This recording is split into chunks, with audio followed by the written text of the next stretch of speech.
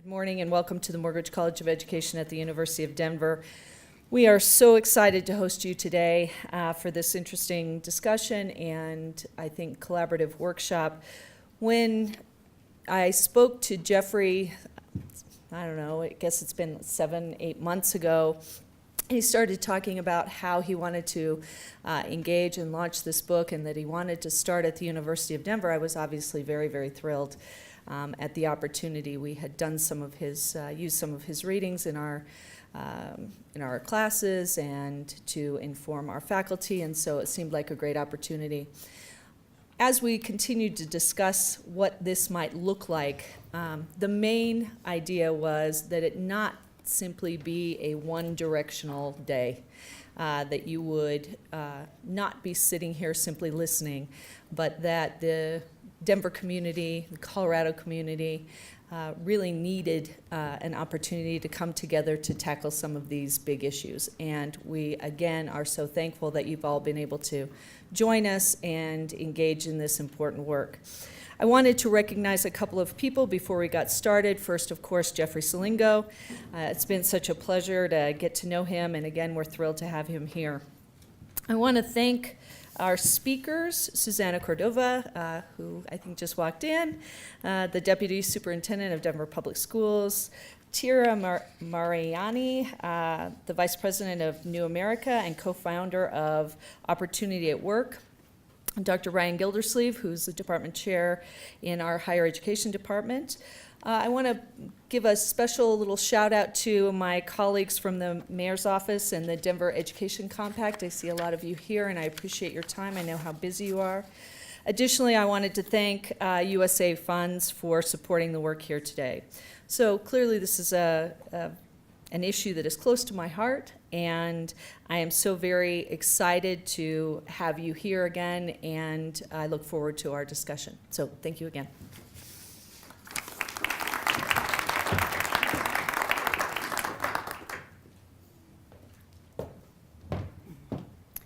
Good morning. I am Alison Griffin. I'm the Senior Vice President with USA Funds. And for those of you who may not be familiar with USA Funds, we are a nonprofit organization actually based out of Indianapolis. You're probably wondering why I'm here in Denver. I actually have the good fortune of living here and working remotely for USA Funds. And we have been tackling challenges in higher education with students, mainly around access and financial aid, since 1960. Our organization was actually founded as a guarantee agency in support of the federal student loan program. But over the last few years, we've made a pretty powerful transition and are focusing on mission-related investments that actually tie to promoting completion with a purpose. And so as the name implies, completion with a purpose is the connection between education and employment, or college and career. And so we have taken special interest in the work that Jeff has done over the last number of years, certainly the work that's reflected in the book in front of you today and all of what we'll be talking about this afternoon. And so we have committed to sponsoring Jeff here in Denver, as well as upcoming, I think there are 3 additional events like this. We'll next be going to Philadelphia, then to Atlanta, and then to Indianapolis. And so hosting convenings and conversations, much like the one that we're going to have today, all over the country. I wanted to share 2 things. We are excited to not only support Jeff in this event today because of how excited we are about the book and how it ties directly to our mission of connecting students and families to information about college and career. But we are also very interested to learn what key stakeholders around different regions of the country have to say about these issues and really rethinking the transition from college to career. And one of those commitments is reflected actually in an initiative that we have recently announced, a partnership with the Gallup organization. Many of you are familiar with Gallup. You may have been contacted by Gallup over the course of your adult life. But Gallup is actually going to be initiating the first ever daily poll on higher education.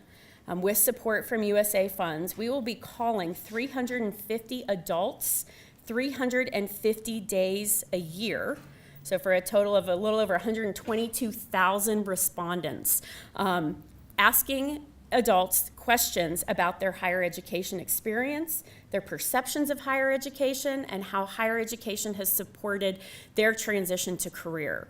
So after the first 3 years, we're going to have well over 500 respondents providing us with insights about that connection, and look forward to actually publishing some reports in the coming years to help provide additional information for key stakeholders around those concepts. So I wanted you all to be some of the first to know about that work.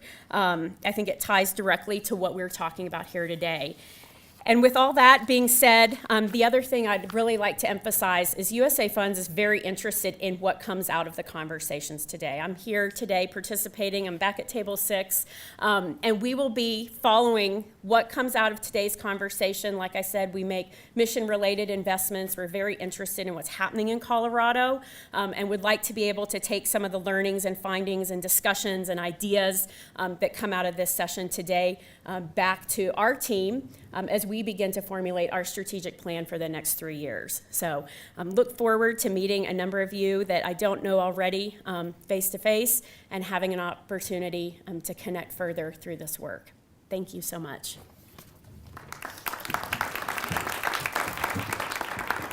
Thank you, Alison, and thanks to Dean Riley as well, and to Denver and USA Funds for helping host us today. So you're going to be hearing from a number of people, me first, over the course of the day that will help you set the stage for the workshops that we're going to be doing to help us improve this pipeline from education to career.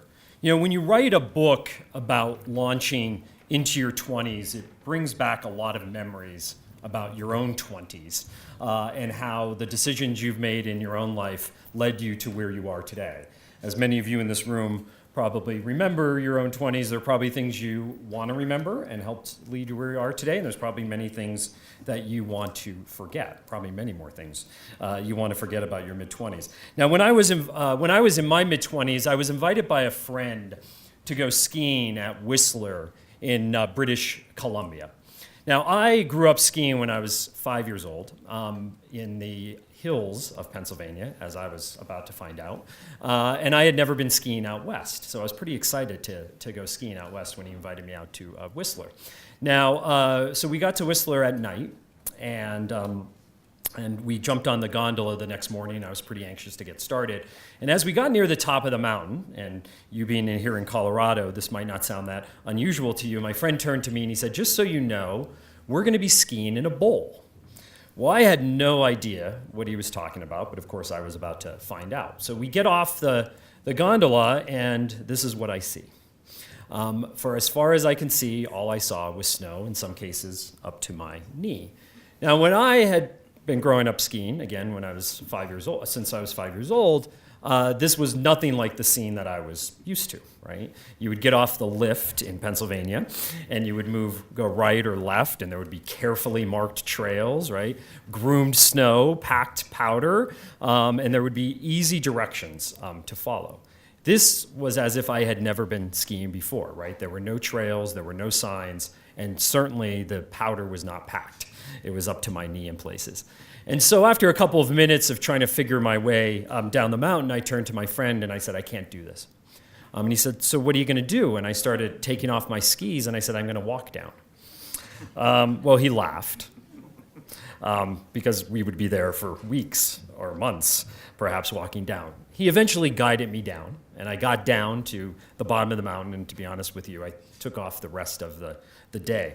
Now, why am I telling you this story? I'm telling you this story because in many ways, the economy of this 21st century that students are entering into, whether from high school or from college, is much like that ski bowl that I was in that day at Whistler, right? It's wide open, it's not well marked, it puts them in unfamiliar situations, and it's incredibly difficult to navigate.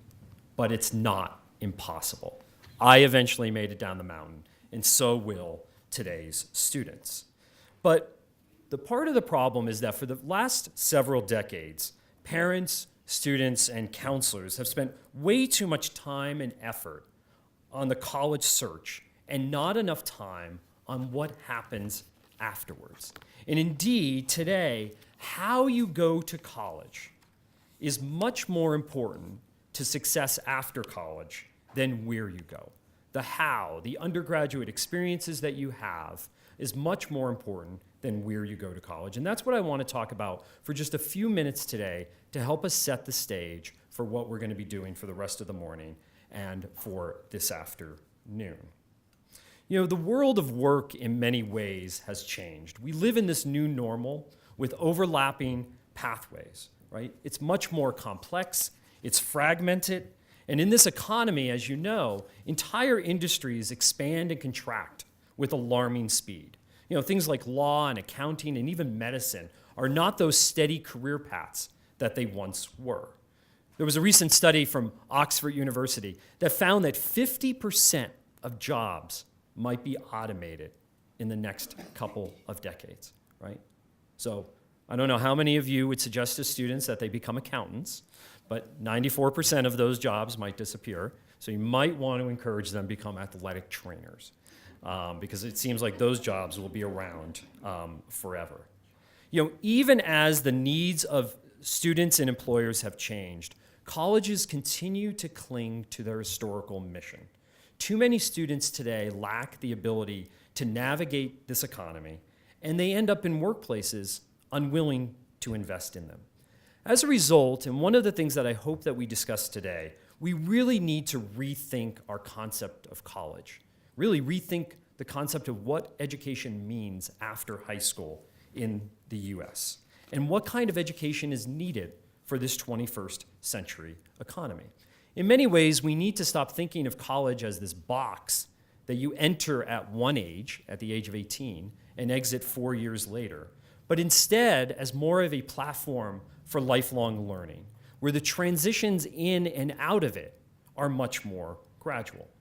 So over the last couple of years, as part of the research for the book that you have on your tables today, There Is Life After College, I've interviewed hundreds of students, parents, students in high school and college, as well as recent graduates, as well as dozens of employers of all kinds and all sizes, government agencies, as well as nonprofit organizations, as well as the hot employers of today, the Googles and the Facebooks of the world, and people who are the stalwarts, companies that are the stalwarts of campus recruiting fairs, including places like Enterprise Rent-A-Car, which, believe it or not, hires more college graduates than any other company in America. And what I found from them is that the skills gap that we're often talking about in the US today is not necessarily the hard skills that there's so much of the focus, especially in the political debate these days, but really the soft skills. The soft skills that complement technology rather than can be replaced by it. Remember those jobs that I was showing you earlier that might be replaced by technology? To stay a step ahead of that replacement, students really need to have skills like curiosity and creativity, things that I heard over and over again from employers over the last couple of years. And indeed, there was a survey last year done by Burning Glass Technologies out of Boston. And what they do is data analytics around jobs in real time. And they found that in 3 out of every 4 jobs that they looked at 20 million jobs that were advertised online last year. In 3 out of every 4 of them, 25 skills kept appearing over and over again, no matter the industry, no matter the occupation. No matter the industry, no matter the occupation. And as Matt Singelman, the head of Burning Glass, told me, you know, and many of you who have ever applied for a job or advertised for a job know that you don't put every single job detail in those descriptions, right? You're usually going to put skills that you're normally not getting in college graduates or your employees. And what they noticed is that in almost all of these job ads, the same top 5 skills kept appearing over and over again. Things like communication and writing, organizational skills, customer service and problem solving and planning and being detail-oriented, right? All soft skills. Again, no matter the industry, no matter the occupation. There was only one hard skill listed over and over again. Now, some of you have heard this story before, so I'm going to ask you, anybody guess what it was? The one hard skill that was listed? It was Microsoft Excel, right? So if you're, no matter what your major is, English, no matter what it is, as long as you major in Microsoft Excel, you're going to be golden in this job market. Now, why is that? Why were these soft skills listed over and over again? For the most part, because employers don't trust that they're embedded in the post-secondary degree anymore, whether that's an associate's degree or whether that is a bachelor's degree. And they want to know that students have these skills walking into jobs, right? Because traditional education in many ways rarely emphasizes these social skills that are so important in the modern workforce. In many ways, the modern workforce looks a lot like a preschool classroom, right? Where things like curiosity and sharing and negotiating are front and center. So when I was writing There Is Life After College, my oldest daughter, who's now in first grade, was in pre-kindergarten. And her school was undergoing a massive construction project. And after the construction project was over, they had all this new furniture, and they had all these boxes, cardboard boxes, left over from the furniture. And one afternoon, they let the students in her class loose in that room with these cardboard boxes. They didn't send them off to the recycling bin immediately. Well, let me tell you, playing with these cardboard boxes that day was the highlight of the day, of the week, to be honest with you, of the month. She couldn't stop talking about the possibilities of what could be made with a bunch of cardboard boxes. A town, a train, a post office, right? They had so much fun, and as a parent, I loved it because it was a couple of months before Christmas, and I said, well, that's all fine and good, so now instead of asking Santa for all those gifts, we'll just ask him for a bunch of cardboard boxes. But in all seriousness, as I started traveling the country for this book, I started to talk to college professors and high school teachers about this story. And I said, what would happen if your students walked into that same classroom, right, with a bunch of cardboard boxes? What would happen? And a number of professors told me the same story over and over again. They said, sure, my students would have a lot of questions, but it would be a lot about process, right? What's the assignment? When do we need to finish? Do we need to work in teams? How do we pick teams? We'll probably be asking a lot of these questions this afternoon.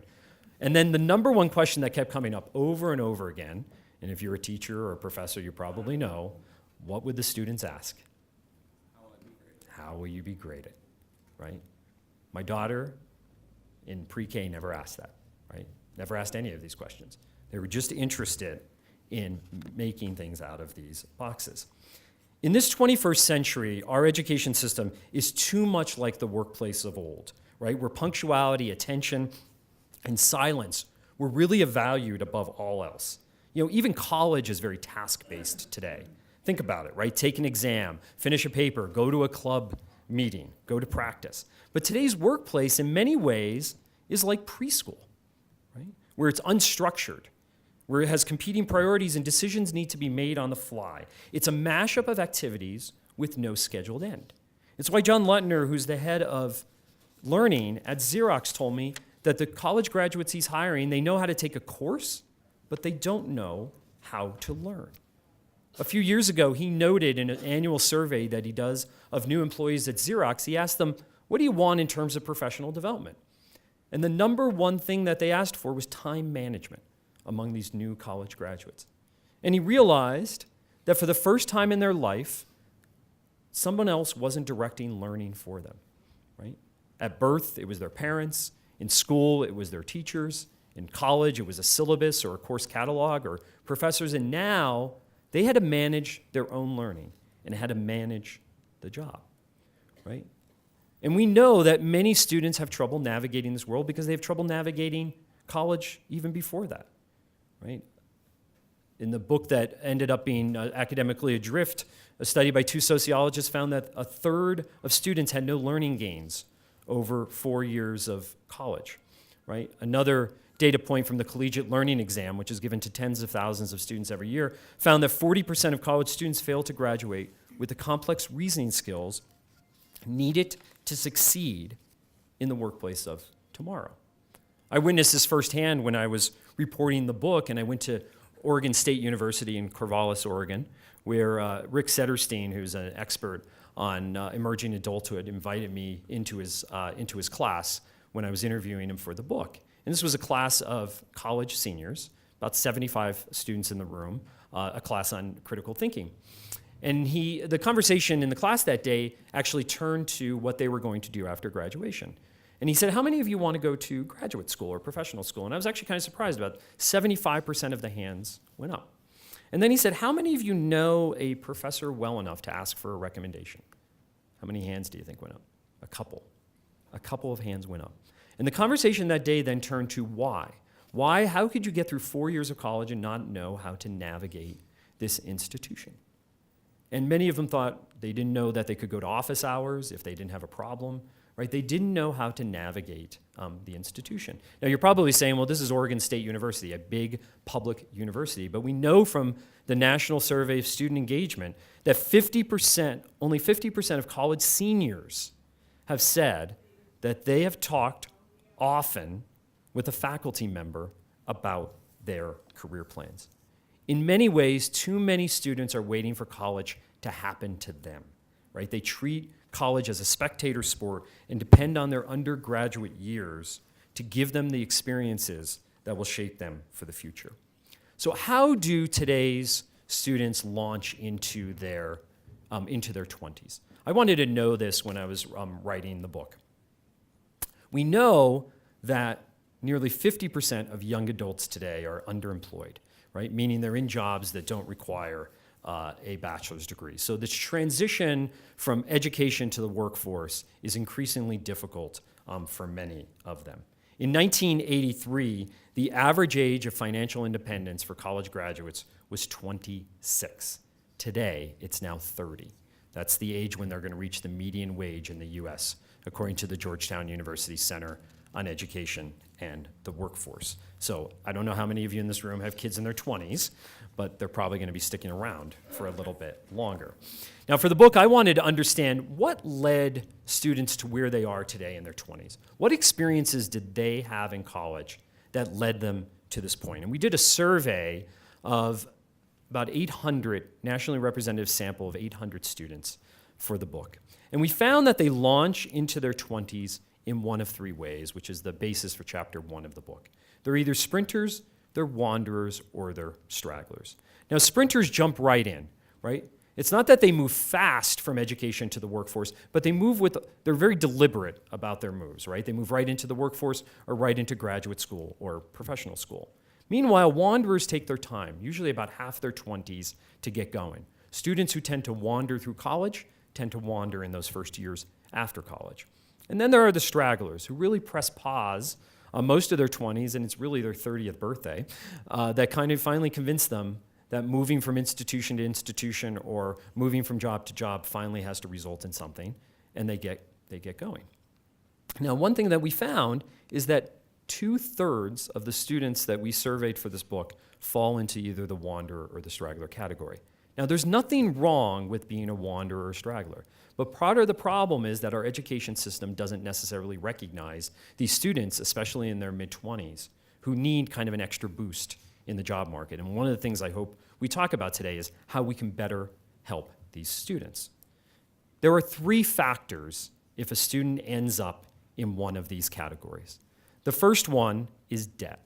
The more debt that students have, the less flexibility they have after graduation to take the jobs that they want to take or to move to other cities to take jobs, right? So debt and paying off that debt becomes their number 1 priority.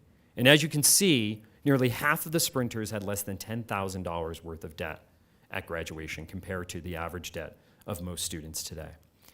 The second big factor in whether a student ends up being a sprinter, a wanderer, or a straggler are internships, right?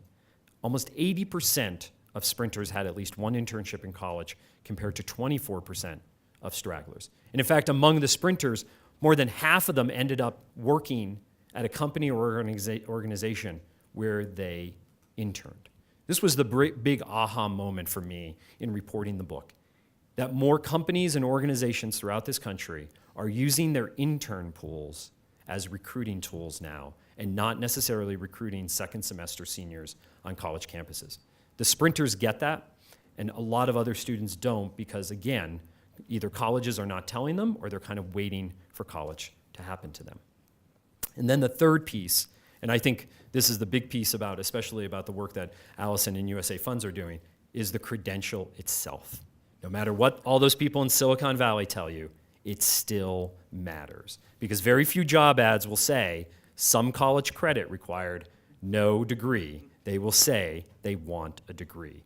And what worries me is that there are 12 million 20-somethings today with some college credit and no degree, which makes them the largest proportion of people in the US that fit that mold. So what do we do about this? I want to throw out 3 very brief options, and this will be something that hopefully we'll be talking about today as well in our design areas. The first is this idea of figuring out ways to show students failure and show them failure at an early age, right? Most adults hide failure from their kids. I know I tried to do that for my own kids, right? And in school and in college, we do the same thing, right?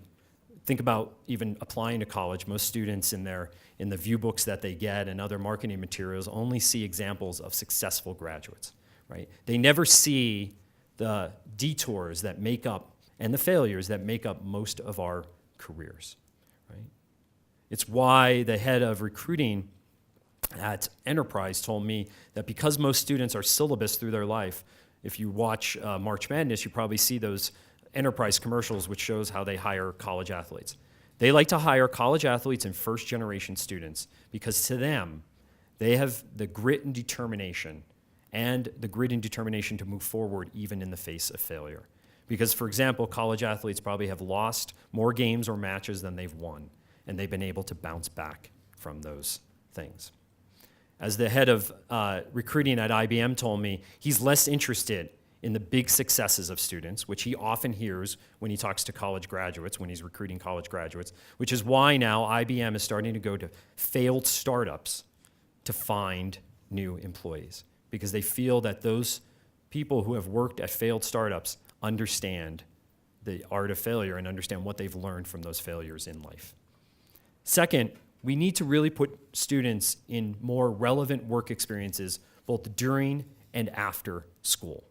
Right? When I graduated from high school in 1991, 40% of teenagers were working while in high school. Today, it's just 20%, the lowest percentage since the Labor Department started tracking this in the 1940s. Now, there's many reasons for this. You know, the teenage employment market is not great, especially at the low income level. Many of those jobs are filled by other people, and at the middle and upper income level, I don't know about you, but most of the high school students I know are too busy doing many other things to work. But if you think about your own first job and what it taught you, right? My first job in a hospital cafeteria was probably the worst of my life. But I remember working with people of different backgrounds, people who had of different ages for the first time in my life. I learned the value of work. I learned the value of showing up on time. And I learned kind of navigating the ambiguity of even a job that had regular points throughout the day. So we need to figure out, as we think of this pathway from high school to post-secondary education, how can we get students to have more relevant work experiences that help them in the job market overall? Because one of the reasons why employers told me they're hiring largely from their intern pools is because for many of those students, that internship was their first job. And then finally, I think that we need to give students more time to explore careers and passions, right? Nearly 70% of high school graduates go to college 3 months after they graduate. We're almost at an historical high on this. But we know that only about 50% of them end up graduating in 4 years, right? And we know that there are these 12 million 20-somethings with some college credit and no degree.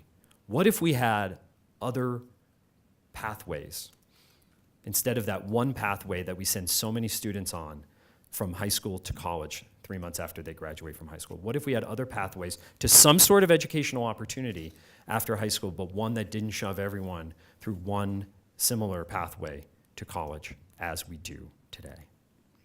So writing about life after college made me think of my own. And in the summer after I graduated, I went to work at the Arizona Republic in Phoenix, Arizona. And this was the summer of 1995. And I walked in the door that day, and the business editor at the Arizona Republic looked at me and she said, "Well, you're young. You must know something about technology. Our technology editor is off for the summer, and you're now going to replace him." Now, this again is the summer of 1995, and for those of you in the room who remember what technology was like in 1995, this was really the dark ages. And so I spent that summer literally writing stories about what the letters WWW mean. I wrote a story about internet cafes. Now, these were, of course, places you couldn't bring a laptop computer or a phone to connect to Wi-Fi because it didn't exist at that time. These were places where you would get on the internet by using those big, clunky desktop computers. I wrote about the first airline on the internet, which was Southwest Airlines. Now, at the time, you could look up the schedule, but you still would have to call to actually make a reservation. Now, we all laugh about this, and even as I look back on my clips from those years, I laughed about it too. But little did I know that what I would be writing about that summer of 1995 would have a big impact on my own career. Because technology ended up disrupting not only journalism, but publishing, the music industry, education. It basically disrupted almost every industry out there in the last couple of decades. And I had to reinvent myself because of that. And so will many students today have to reinvent themselves multiple times in multiple occupations and in multiple careers. Now, my wife and I just moved recently for about the fourth time in Washington, D.C. And there was that one box that you tend to move from house to house and never open up. You probably remember that if you've ever moved in your life. And you're wondering, what's in that box? And so I decided finally to open it up and figure out what was in it. And in it were these two cylinders. And when I opened up these two cylinders, in them were my undergraduate diploma, my diploma from my master's degree, my wife's undergraduate diploma, and her law degree, along with our transcripts. They were still in the cylinders we received them in the day we graduated from college and graduate school. We had been working professionally for almost 20 years, and at no point did anyone ask us for these physical assets that we focus so much on and that many of us pay so much for. We leave college with these two pieces of paper, that transcript and that diploma. And that's what we focus so much on in our conversations with parents and students. And yes, completion is important, and getting that degree is absolutely important. But I think what I found in reporting this book, and what I hope we talk about today, is that students need to leave college with more than just those pieces of paper to succeed. How they go to college matters much more than just getting that degree at the end of the day to success in this 21st century economy. And just like I finally was able to manage to find my way down that mountain today, down that mountain at Whistler back in 2001, so will many of today's students in terms of navigating their career in this 21st century. I thank you for being here today. I hope that I've helped set the stage for what we're going to be talking about today. We have a number of different speakers and panels today to help generate some thinking about how to solve the issues of pathways to prosperity. I now want to introduce Tyra from the New America in Washington, D.C., who will be one of a few people today who will be presenting what we call lightning talks. These are very short talks on specific subjects, again, that we hope will generate your thinking today during these workshops. Thank you very much, and here's Tyra.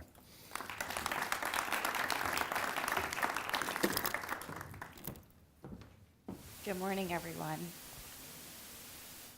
Good. Usually in my office at New America, which is a think tank based in Washington, D.C., I'll greet them and they don't say something back. And I said, somewhere between being an educator and coming from the Black church, I expect a response. So thank you. Thank you for the response back. Jeff gave a great overview of where things stand.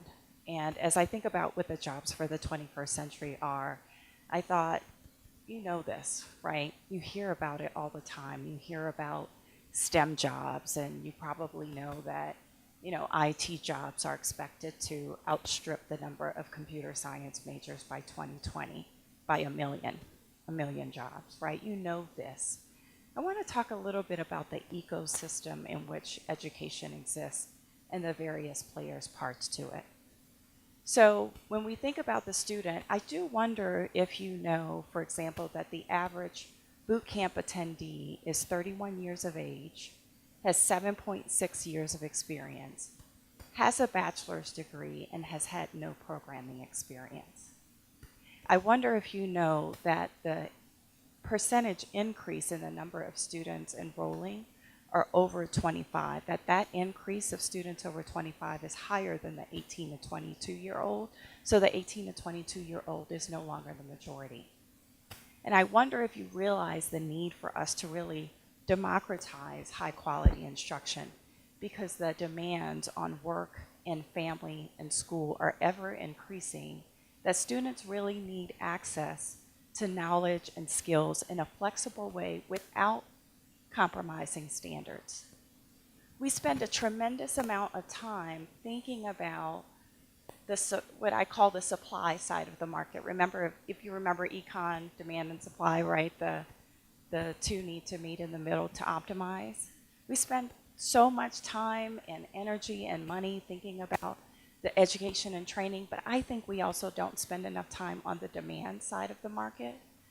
And I want to talk a little bit about that, which is how we recruit and train and hire. Because the reality is we have over 5 million open jobs today, 5 million. Yet we have unemployment and we have stagnant wages. And we have employers saying they can't find people. How is that, right? You have employers that are growing and innovating and wanting to hire people. You have people that are in school or in job training looking for jobs and they can't find it. Well, what is that? That to me is a market failure. What's the market failure? Well, there are a number of market failures, but there's one, which is employers really don't know how to recruit. They really don't know what they're looking for. Jeff mentioned burning glass. I love this example because it brings it home. That 20% of administrative assistants, 20% have a bachelor's degree. Yet 2/3 of the job postings require a bachelor's degree. So that means 80% of the people that are doing the job today can't apply for another job, can't apply for 2/3 of the jobs. That's a market failure, because what happens is because employers don't know, they end up relying on simple heuristics like a 4-year degree, or the resume that has a certain kind of experience, or certain kinds of credentials, right? And they leave people out. There's another market failure that the long-term unemployed, at least half of long-term unemployed, don't get called back for interviews, even though there's an evolved study that says that those people with equal qualifications have the same kind of performance on the job, right?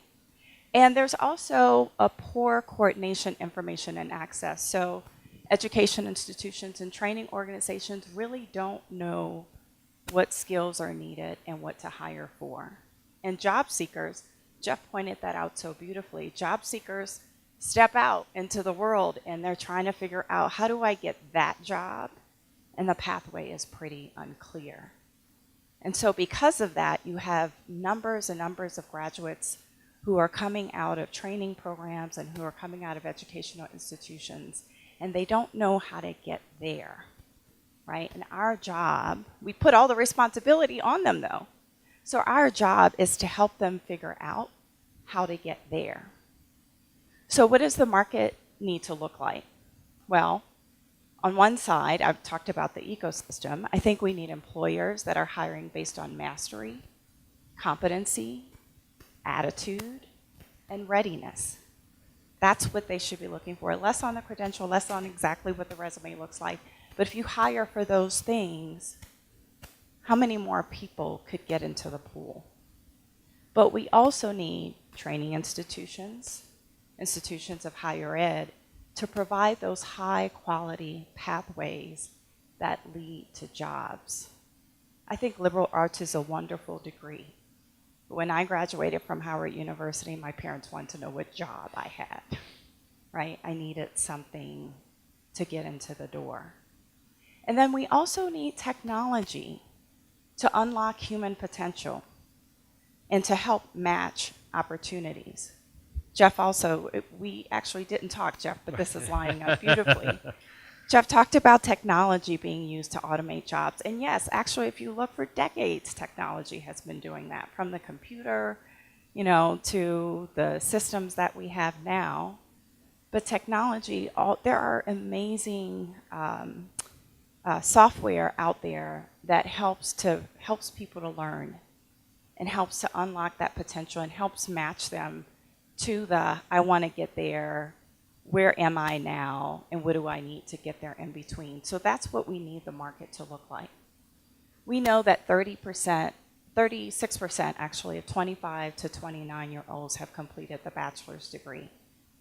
That number is not going to change overnight to be more. We know that there's value in the 4-year degree, but that lack of a bachelor's degree should not lock someone out of opportunity. And if you're a person of color or in poverty, it's 8 times more likely you get caught up in this skills gap vortex and you get locked out of opportunity. So what does it need to look like? We need better collaboration amongst all the actors. I think there's a number that is something like 70% of employers say that they have no collaboration with institutions of higher ed. 70%. We also know that 80% of those in academia feel like their students are ready, yet 50% of employers and 50% of students say they're not ready. It's hard to imagine how, I think about a car, right? And I drive a Volkswagen Passat. I can't imagine Volkswagen not talking to the engine manufacturers or the person that makes the steering wheel. Similarly, I can't imagine the person that makes the engine not talking to Volkswagen. I'd be really nervous about my car. If they weren't talking, I'd be really nervous about the kind of thing that's being put together. So when we're helping students get the skills that they need, but we're not talking to the very people that are hiring them, or the very people that are hiring them are not saying, here's what we need, and here's what it looks like, we're never going to get there. We have a true market failure. I was at a conference last July, GE Foundation, pulling together all their districts. And there was someone from the GE Corporation who was talking about what the new engineer looked like. It was beautiful. They had this articulation of the skills that they thought the engineer needed, and there was a big conversation around how they shift their current workforce to this new vision of the engineer. And I said, that's great. What have the conversations with the institutions of higher ed in your community, what are they saying? And there was a long pause. And she said, well, we haven't gotten there yet. And maybe they hadn't, but it wasn't clear to me it was even on their radar that this new kind of employee that they need, that information was cycling back. And I don't want to stay only at the post-secondary level or only at the training level, because Susan and others, I'm sure, will come up soon and talk about the K-12. I have a friend, Bob Runcie, who's a superintendent in Broward County, Florida, who says that the skills gap is really an education or an exposure gap. That our students need exposure to relevant curriculum and projects and internships and opportunities that help them think about what they want to be. I think so many students say they want to be a teacher because that's that job that's right in front of it, and that's the person that they love. I didn't grow up saying I want to be a policy researcher or a data scientist, or I didn't have, and maybe that would have been good for me, but I didn't have that in front of me. I had no idea about that. So if we're going to help our students, and how many of our education organizations have coding, that they understand the technology behind the devices that they use, right? So we have to start very early with what those opportunities are in order to help our students to get there. And workforce investment boards have a great role to play in convening these actors and helping to identify the stackable skills from K-12 all the way through post-secondary and beyond. and to make the data research and the technology tools available so that those job seekers, because it is about lifelong learning, get to the place that they want to go. So I think if we're truly going to help our students, we as adults, students from birth through whenever that ends for that person get there, we need early exposure and often. We need coordination and collaboration and alignment among the actors in the system. And we need systems that connect job guidance and job opportunity. And then we need feedback on all of those pieces because it's ever changing. And I think when we get that, then we'll have people prepared for the 21st century. Thank you. Thank you.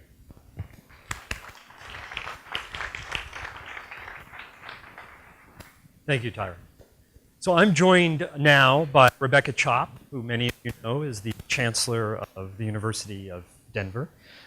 Rebecca and I have actually known each other for quite some time in her previous roles, in previous presidencies at other institutions back east. When I was editor of the Chronicle of Higher Education, that's when we first met a couple of years ago. So we're going to try a different format here, more of a conversation between the two of us, and then we're going to open it up to Q&A from the audience before we move into break and our first activities of the day. So Rebecca, one of the things I'm wondering about is we heard just from Tyra that the world is evolving at such a pace, right? And we see this in so many ways today in our daily lives. We think about technology, but we also think about everything from self-driving cars to global climate change.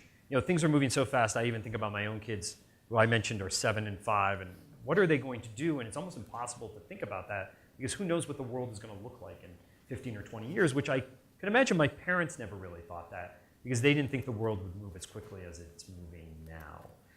What is the role of education in this new?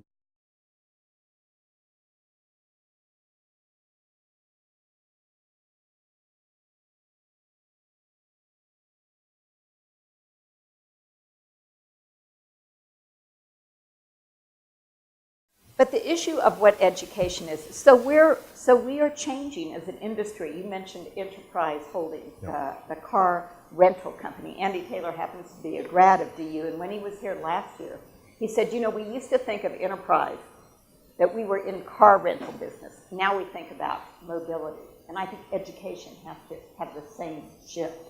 We have to be, from pre-K on up, the ones who help navigate, the ones who help teach the skills, the one who provides the research, the problem solvers. I think we used to think of ourselves as a place that we wrote books and we stored knowledge, and now it's much more about getting our faculty and students to work with community partners to solve the problem, and that itself teaches skills.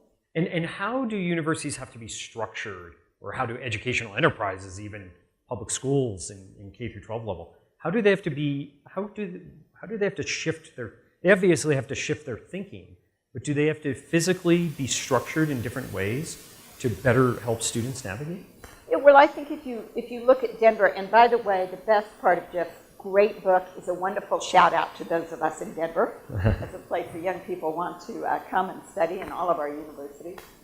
But I think if you look at what the community colleges, what Metro, what DU, and what our others are, is that we're restructuring ourselves much closer in partnerships with industry, nonprofits in the city. So we just did a strategic plan, and it is really all about making ourselves far more flexible, far more nimble, using all the devices you talk about in your book, internships, co-op programs, partnerships, getting people out there.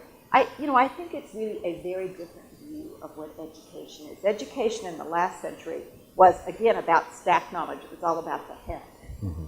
And now I think we have the opportunity to return to a very old idea from Aristotle, that education is about the formation of the person in community. It's as much about doing as it is mastery of knowledge. And that's really what I think you're talking about in the book. Yeah, I mean, so I think we both talk a lot about the soft skills. For example, the development of the soft skills. And when I talk to many college presidents who are not as forward-thinking as you are, or other college leaders, and I mean that in all sincerity, they think, well, it's not our job. It's not our job, first of all, to prepare students for a job. So I think that's issue one. What is the purpose of education? And second, they also say it's not our job to prepare students with these soft skills, right? They either come with these soft skills or they have to develop them elsewhere, usually outside of the classroom. But with your strategic plan, DU Impact 2025, as I've looked at it, you think that there is a role for colleges and universities in developing those soft skills, primarily through some of the work that you're going to be doing here at DU. Is there? So let me ask you those two questions. Like, do you think, first of all, do you think it's part of the role of college to prepare students for a career, for a job, training? And number two, is it part of their role to prepare students or help them develop these soft skills? Yes, so when you think about the first question, is it the role of the college to prepare people for jobs? Of course. It's the role of the liberal arts. I think it was a funny period in our history where we did this great divide between the liberal arts as not practical. The liberal arts may be the most practical career training there is because it teaches people how to think critically, how to communicate, how to collaborate, how to innovate. It teaches people to go across the disciplines and to build out. It is the T-shaped individual that you talk about.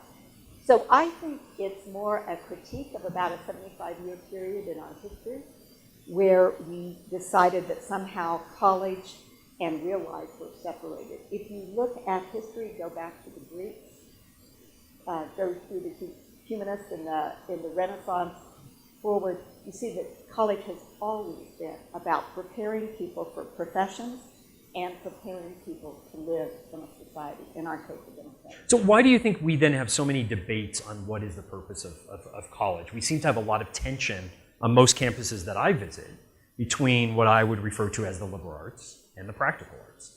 Like, why is there this tension between pre-professional and why does that tension still exist if throughout history we've always prepared students for jobs through higher education? Well, again, my caveat there throughout history would be we never thought about it simply as specific workforce training. It was always about educating the whole person to adapt and go through life. So, I mean, historically, how did we get into this mess? President Eliot at Harvard in about 1890 needed money. Hey, presidents in the room, we know all about needing money. So he came up with this great invention. Everybody wanted to send their kids to Harvard to become lawyers and doctors and ministers. And he decided, well, require the undergraduate degree before they can go on into the profession. And that was a brilliant move because all of a sudden he funded this whole forum. There's a lot else that goes into it, but I think it was first an economic decision. And as time went on, I think it became common to think that the only way to really prepare for a profession was to master this kind of critical thinking that could then get one into law school, medical school, etc. But there's nothing, and I think many college presidents, many liberal arts college presidents would say today that we're increasingly understanding the liberal arts is one of the most practical of all skills. When we did our strategic plan, and some of us went out to Aero Electronics to talk to the leaders there, they talked about the need for liberal arts trained engineers. I think increasingly employers, when they think about these soft skills, when they really translate them, it's the skills that you often learn in a liberal arts curriculum. So I think I and many presidents and the AAC and you are for bringing these back together. They've been too long separated. And do you think that message is getting to students and parents, even in high school, that the liberal arts are critically important no matter what you do? No, and I think it's a tough road to haul because I think, I was just at a meeting in Washington, D.C. with the American Associations of Colleges and Universities. And many of the state university presidents were talking about how people in this country read the liberal arts as liberal as in lefty, right? Leftist politics. So I'm kind of beginning to think, can we call it something different? I mean, the name doesn't really matter. Right. Maybe it's practical liberal arts, maybe it's pragmatic education. The fact is, taking a history course can teach one some of those practical, soft skills of judgment, of critical reasoning. Combine that with internship, with study abroad, with research, and you get an individual who learns knowledge, who learns skills, but also learns those habits that will last through a lifetime of really letting themselves forget. Well, and I think that's a really good point, Rebecca. I talk in the book about this idea of the connective tissue between formal learning and informal learning. And one of the things that I noted in many of the recent graduates, college graduates that I interviewed for the book, is that they couldn't tell a coherent story about their life to that point, right? They couldn't say what they did, whether it was in the classroom or outside the classroom or on an internship or outside the internship, what they did and how that led them to where they are today. They couldn't talk about the underlying competencies that they learned in courses, whether it was a history course, an English course, or an engineering course. And they couldn't talk about, more important, at a residential university, what happened outside the classroom and how that led to their development. So they had a really hard time transferring their learning from one context to the other.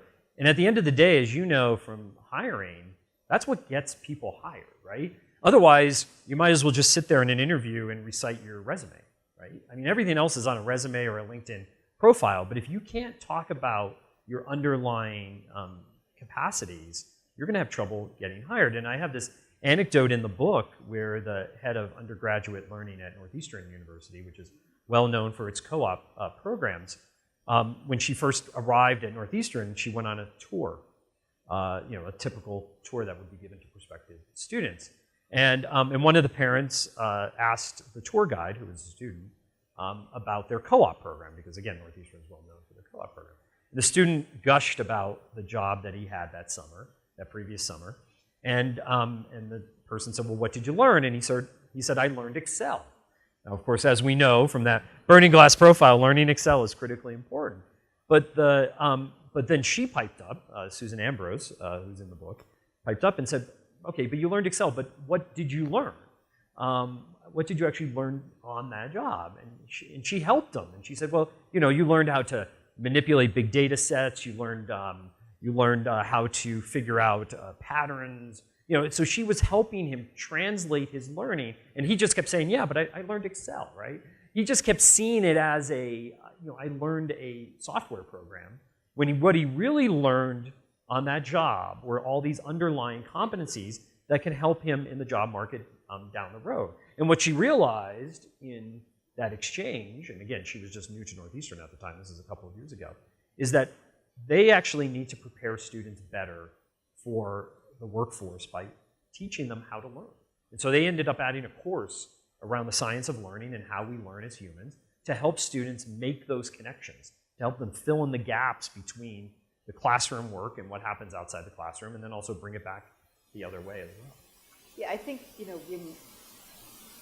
when we went about our strategic plan and we talked to 2,500 people, including lots and lots of employers, we heard the same thing.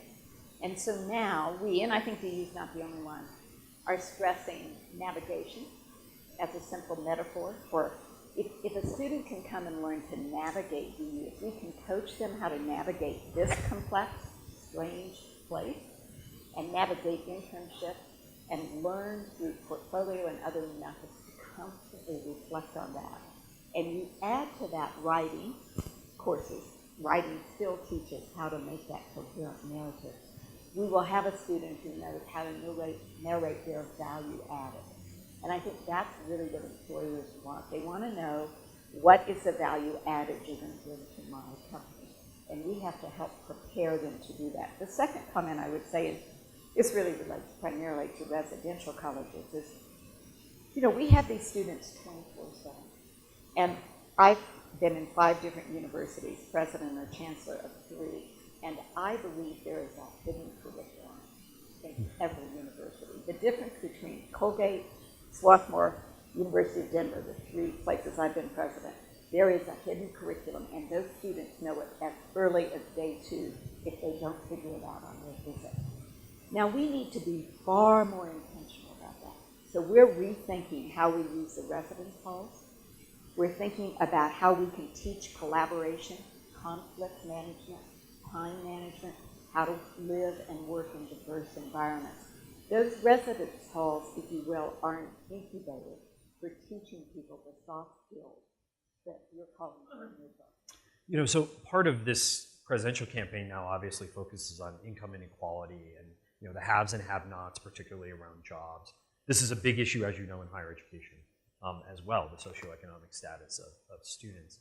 And one of the issues that comes up primarily around, especially around the presentation that I just gave, for example, the sprinters. We actually didn't ask them enough about family income and family background, but I could guess that most of the sprinters in my survey came from high socioeconomic status families, right? They had the money to do internships, to forego jobs, right? They had the money that would allow them to have their parents subsidize their living in Denver or New York City, wherever they are. But also they had that ability to navigate institutions, right? So to go back to my Oregon State story, right? Nobody ever told us that we could talk to professors, that go see them during office hours, even when we didn't have a problem. Students who come from second, third, fourth generation families understand how to navigate college. So as you think about using this hidden curriculum, I would assume that students who come from second, third generation backgrounds and also come from more affluent families know how to navigate that hidden curriculum already. As you think about the socioeconomic status of your students, what do you need? Do you feel like you need to do a heavier lift or a different kind of lift with first generation students or other students who may not know how to navigate? Because I think that's critically important, because whenever I asked anybody how they got a job or how they got an internship in reporting this book, it was not because of a formal structured program. It was usually because of somebody in their network, whether that was a classmate, an alum, or something like that. Yeah. So I want to give 2 different answers, and Right. I'm gonna give broad characters: first generation, underrepresented, underprivileged, and then wealthier students who come from second and third generations. So yes, we know already how to help those first generation underrepresented students. So there's something in Denver called the Denver Scholarship Foundation that helps those kids come to all of our schools. The Denver Scholarship Foundation kids that come to DU, largely first generation, all lower income, they are our highest cohort for graduation. So they graduate at 94% of them graduate. How does that happen? Well, we support them. Yay. Yay, the Denver Scholarship Foundation. The Denver Scholarship supports them in the public school system. The public school system supports them, and then we know how to support them. It's bringing people in cohorts. It's giving them whatever educational resources. It's giving them confidence. It's giving them microloans to get a book here or there. I think there's a lot of sophisticated knowledge. Now it's a matter of resources. Mm-hmm. The more resources we have to provide scholarships for these students to go to any of our institutions, the more we know how to do it. But I do want to talk about resiliency and grit, something we stress a lot. What we know is those kids who get to DU, they are the most resilient kids we have. They have grit. Yep. They have determination. So provide some support, provide them some resources, provide them coaching, writing skills if they need it, and they soar. Now what we're seeing is the other group of students, second, third, fourth generation, from wealthier families. They're kids who have helicopter parents. They present new problems to us. Some of them come in having never made decisions in their life. To go to a professor, they got to call mom on the cell phone. Maybe they want mom to come with them. So I think we are really facing an era in higher education where we have to think much more how we support all of our students. And for certain students, it may be teaching them more grit, teaching them more resiliency, teaching them decision making. But here's an idea: maybe they can also teach one another. Other, right? So it's about segmenting those students a little bit more and personalizing the experience a little bit more. Yeah, I think it's about also using adaptive technology, which I think you were talking about Right. so well, of understanding what the particular needs of the students are. So Rebecca, we're in the process now. We're in the college admissions season. FAFSA opened up the other day, thankfully now earlier, to allow students to know what their financial aid packages might be much earlier than in the past. I think it's a really good reform. Finally, a good reform coming out of Washington for higher education. But again, in many cases, most students and parents are so focused on getting into college, right? So we did a chat right here in this room with Dean Riley last night, and we had a ton of parents in the room. And many of the questions I got afterwards were like, were admissions. And how do we, and as you know, we saw from my talk and Tyra's talk and what we're talking about here, a lot of it has to do with what happens once you're here, what you do while you're here. How do we get at the high school level, and we had unfortunately we only had one counselor in the room last night, mostly parents, because I think this starts with the influencers in this process, parents, counselors, teachers. How do we get K through 12 to start to get students ready, not just ready to apply to college and get accepted, which it seems like so much of that effort is around, whether they're third generation students or first generation students. And how do we get the conversation started about the how you go to college? Get that conversation started early. Because as you know, a lot of the problems that students have start right from the moment they step on campus. And some of our most vulnerable students are gone within a semester or two, right? We lose them very early on. So we need to have that process start earlier than when they're accepted to college. Yeah. And, I think your book is a great effort to do that, and I hope it gets widely distributed to counselors Right. and to parents. And I'm not sure I have a good answer to that. I think we have such a misunderstanding of higher ed in this country that so many parents and families think, if only I can get to Harvard, if only I can get to Swarthmore, if only I can get there. And the fact is, we have a radically democratized form of higher education. We have lots of great options. People need to find the best school for them. And we know that the best school for them is usually one that matches or is slightly more aggressive about their test scores and their ability. So we know students do better when they go up a little bit than when they go down, which is a really fascinating thing. I think, as your book says, we also need to give permission that it's okay to be more fluid. We worry, and I worry, and I'm looking over at my board chair, and now I'm going to hide my head. I worry about our graduation rate. We all worry about our graduation rate. But here's my prediction. In 10 or 15 years, we're going to loosen up on that. If gap years are okay, it's okay to take 2 years in and then a year out. It's, as you say, it's going to be a lifelong process, and we have to help people understand that. I am very supportive of gap years. I've seen them work over and over and over for students. I took time out when I was in college. It was the best thing I did. I was a first generation. I was uncomfortable. I didn't know how to go to my faculty. I needed some time out. So I think, I don't have a magic bullet or a secret sauce for this answer. I think we just have to get out. We have to use our ambassadors, be they alumni, be they teachers, be they counselors, to try to help people understand, one, you don't have to feel bad if you don't get into a Harvard or Swarthmore. Hey, I taught in those places, and let me tell you, I'm not sure they even need their faculty. Some of those kids are so smart. Really? We need to look at, again, value added, where you can go to college that will really add value to your experience, and you will learn the navigational skills. I want to underline something on that. We're going to now take some questions. So we'll have some mics roaming around the room. So if you have a question, either raise your hand or stand up, and a mic will come to you. But on the gap year, I'm a big fan of gap year as well. I think we need to rebrand it something else. I think gap years have a bad reputation. I think as something that wealthy kids go off and backpack. I talk a lot in the book about a lot of these new bridge year or gap year experiences that could provide students with that resiliency and grit that many of them need, or just time to try to figure out what they need to do. Just two very quick things. One is that a third of kids born today, this is a shocking statistic, a third of kids born today might live to see their 100th birthday, right? We're going to be living longer and working longer in our lifetime. We're already working longer for many reasons. And the fact that we still think that in this country, at the age of 18, you should go to college, spend 4 years there, and then get into a career, I think is of another era.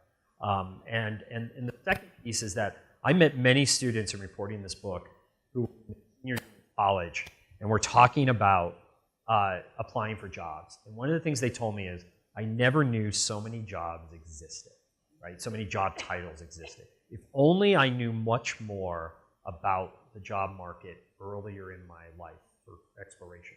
And one of the things I think taking time off, and maybe that's the wrong way to put it, time off, but taking time between, for example, the senior year of high school and the first year of college could allow students to explore a little bit more. And one of the things I hope that we talk about today and maybe even help design is what might that time off look like, or what might that year or 6 months look like.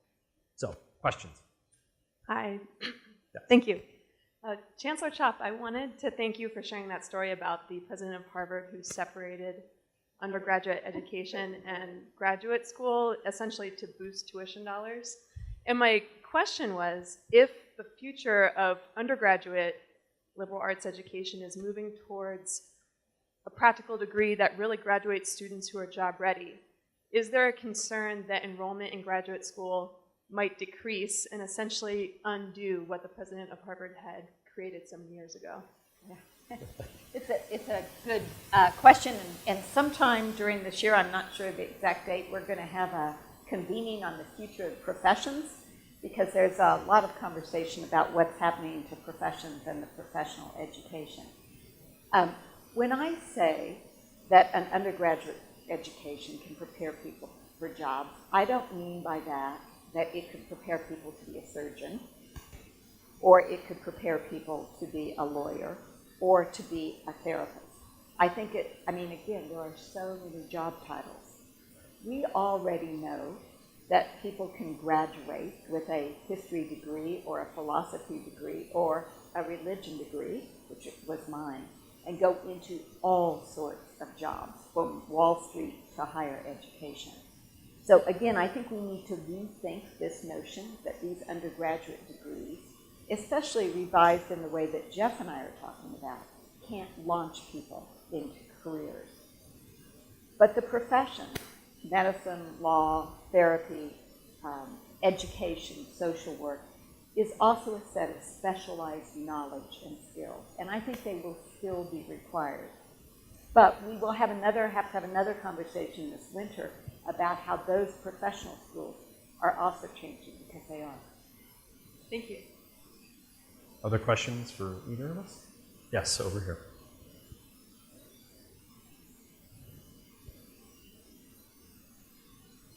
Thanks to you both for your comments.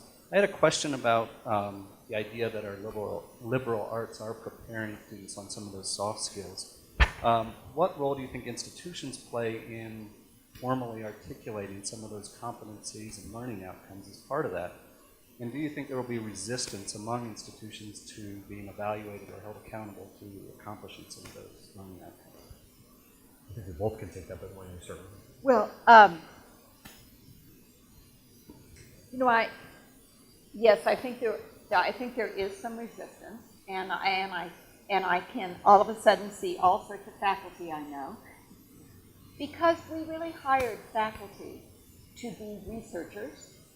Now, to teach their subjects, be it accounting or science or whatever, to the students. But I think faculty themselves, and now I'm seeing a whole lot of other places, are most interested in how students are learning and how they are launching. So we are fortunate to have a great faculty-student ratio here. Our students will say the strongest thing about DU is their faculty. And Why is that? It's because when you're studying business or math, you're also learning those soft skills. And I almost think, Jeff, the notion between soft skills and hard skills may have to be what we need to be saying. I think it's about cognitive skills. I think it's about habits. And I think it's about practical skills. Randy Bass, who you quote in your book and who I think is one of the greatest thinkers today at Georgetown, talks that we need to go into a future where we're thinking about cognitive skills, practical skills, and dispositions or habits.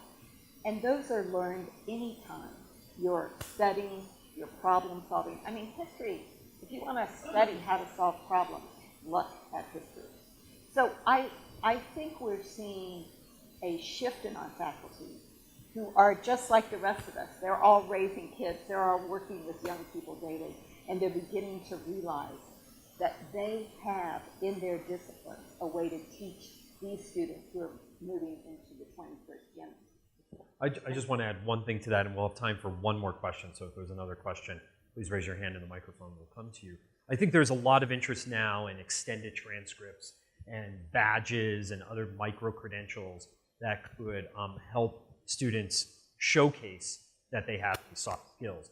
I think part of the problem on the employer side, however, is that degrees have currency. And it's fairly understood, although a lot of employers complain about the quality of higher education, it's fairly understood what a bachelor's degree means and what a bachelor's degree means in a certain discipline. What's unclear to employers is if an individual institution gives out a badge or has an extended transcript that this person has these soft skills, I'm not quite sure that's going to have as much currency in the job market because it's not going to be easily understood unless higher education as a whole gets together, which rarely happens, and comes up with a standard set of practices, and I'm not quite sure most institutions will probably do that. So before I turn it over to Chris and Christine, any other questions? Yes, right here. So I'd be interested in your thoughts about Colorado's most recent efforts around looking at apprenticeships in high school to work and having it aligned then with admission to a bachelor's degree and then admission on to other graduate degrees. And I'm sure we'll hear from Susanna a little bit about that effort, but I'd be interested in your thoughts about that model of which really does provide for the opportunity for people to experience and think of education much more lifetime and intervening with work and education. Yes, so I guess I would just say simply it seems to me that we will be able to adapt our institutions, and technology will be a great asset to model education around the student's abilities and needs, instead of the kind of standard, everybody has to go to second grade and learn this, everybody has to go to fifth grade and learn this and get these grades. Actually, there's another funny history story about how all that came about, but I'll save that for another lesson. And look, I think, again, we have to focus on the individual and where they are in their learning of skills and needs, and I think we'll be able to do that soon. I think there's way too many kids in high school who could already be studying in college, and we need to make that possible, and we do in Colorado to some extent. We could make it much more possible. Steve, two concrete things, like two concrete examples. One is, I interviewed some students outside of Charlotte. Charlotte has a robust apprenticeship program started by a number of advanced manufacturing companies down there. One of the things they told me is that school counselors discourage it often, especially for students who have college-going, quote-unquote, ability. So one of the students I interviewed was planning on going to major in engineering at North Carolina State. It was only after he switched high schools and found a counselor who suggested he go and be part of one of these apprenticeship programs that he go and do it. He did it. He ended up getting a college degree, which I think a lot of parents don't necessarily understand, that often a two-year degree is built into these apprenticeship programs. When I interviewed him, he was now 26. He had a family. His wife had just received an MBA. She was unemployed with her MBA, and he was now a manager at this advanced manufacturing. So I think one of the things we have to change are the influencers in high school. And the second thing, and I think this is changing, are the employers themselves. So one of the reasons why outside of Charlotte, they have such a robust apprenticeship program is because the employers there couldn't find enough workers, right? It's what frustrates me so much about this current campaign. Well, we just bring back the enterprises. If we just bring back manufacturing, suddenly we could fill all these jobs. And as the CEO of Siemens in that case talked about, they had 800 jobs. A couple thousand people showed up for the job fair. After the first break, half of them left because there was going to be mandatory drug testing. And then after the second break, after they gave a basic skills exam, another quarter of the applicants left. And at the end of the day, they didn't have enough people to fill the 800 jobs that they had. And so they had to go out and start an apprenticeship program as a result. So I think the employers are also going to push that as well. If I can make just kind of one closing comment. I think sometimes it's really important to say, what are we looking for? And it's very easy to give a critique and say, well, we've got to have more soft skills, we've got to have, all the things we've been talking about. I don't think anybody in this room wants to give up that we need rigorously trained, educated people in this country. The rigors of the mind, of the thinking, be it in writing, science, or engineering, business, is extremely important. We need to keep with that rigor, which has been our goal, and we need now to make sure that the students, our graduates in all of our schools, can use that rigor in collaborating, in innovating, in working with people who are vastly different than them to solve these big, wicked problems we're facing. So I just wanted to conclude with that. This is not a substitute model. This is a let's keep with the rigor, and now let's get that in the 21st century context, which is where I think you and I like to talk about the soft skills. And let's make sure that we've got a generation trained, not only to get jobs, but to solve the big problems we're facing. And with that, please join me in thanking Rebecca Chopp for joining us today.